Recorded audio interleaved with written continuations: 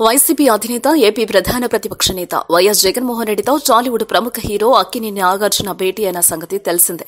మంగళవారం మధ్యాహ్నం లోటస్ పాండ్కు వెళ్లిన నాగార్జున సుమారు అరగంటకు పైగా జగన్తో భేటీ అయ్యి పలు విషయాలపై చర్చించారు.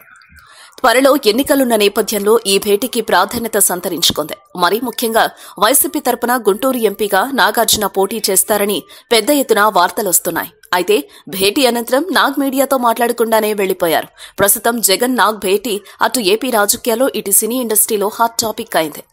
అయితే ఈ భేటీపై ఫస్ట్ టైం నాగార్జున పెదవి విప్పారు. వైఎస్ జగన్ మా కుటుంబ సన్నిహితుడని, మర్యాదపూర్వకంగానే కలిశానని ఆయన స్పష్టం చేశారు.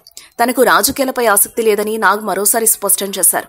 వైఎస్ జగన్ ప్రతిష్టాత్మకంగా చేపట్టిన ప్రజా సంకల్ప యాత్రను విజయవంతంగా చేసినందుకు కృతజ్ఞతలు తెలిపినట్లు నాగార్జున చెప్పారు. తాను ఎవరికో టికెట్ ఇప్పించాలని జగన్ను కలిశానని వస్తున్న వార్తలన్నీ అవాస్తవేలనని ఆయన కొట్టిపారేశారు.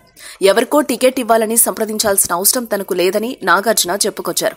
మొత్తానికి చూస్తే భేటీ అనంతరం వచ్చిన పుకార్లకు నాగ్ ఫుల్ స్టాప్ పెట్టేశారని చెప్పుకోవచ్చు. అయితే అంతకుముందు మీడియా ఈ విషయంపై గల్లాను ప్రశ్నించింది. నాగార్జున నాకు మంచి స్నేహితుడు, ఆయన రాజకీయాల్లోకి వస్తున్నట్లు నాతో అనలేదు. జగన్ను ఎందుకు కలిశారో కూడా నాకు తెలియదు. ప్రత్యర్థులు ఎవరైనా పోటీ ఎప్పుడూ ఉంటుంది. అమ్మ పోటీ చేసిన 4 ఎన్నికలు చూశాను. కానీ ఈసారి జరగబోతున్న ఎన్నికలు పూర్తిగా భిన్నం. ఏపీ ప్రభుత్వంపై నెగిటివ్ ఓటు లేదు, పూర్తి పాజిటివ్ ఓటు ఉంది. అభ్యర్థుల ఎంపికలో సీఎందే తుది నిర్ణయమని గల్లా జయదేవ్ చెప్పుకొచ్చారు. మొత్తానికి చూస్తే ప్రత్యర్థులు ఎవరైనా సరే తాను మాత్రం పోటీ చేసి తీరుతారని గల్లా పరోక్షంగా వ్యాఖ్యానించారు.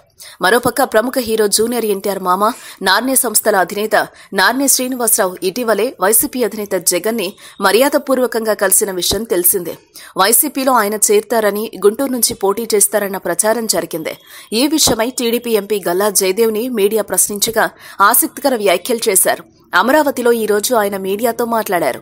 వైసీపీ తరపున మీపై నార్నే శ్రీనివాసరావు పోటీ చేస్తారని చెబుతున్నారని అడగ్గా, ఎవరినైనా రానియండి, నేను మొదటిసారిగా ఇక్కడి నుంచి పోటీ చేసింది విన్నింగ్ సీట్, విన్నింగ్ ప్లేస్ అని రాలేదు. గుంటూరు అంటే మా మామగారి ఊరు కాబట్టి ఇక్కడికొచ్చాను. ఎన్నికలు ఎక్కడైనా కష్టంగానే ఉంటాయి, ముందు నుంచి కష్టపడితేనే గెలుపొస్తుందని జయదేవ్ చెప్పుకొచ్చారు.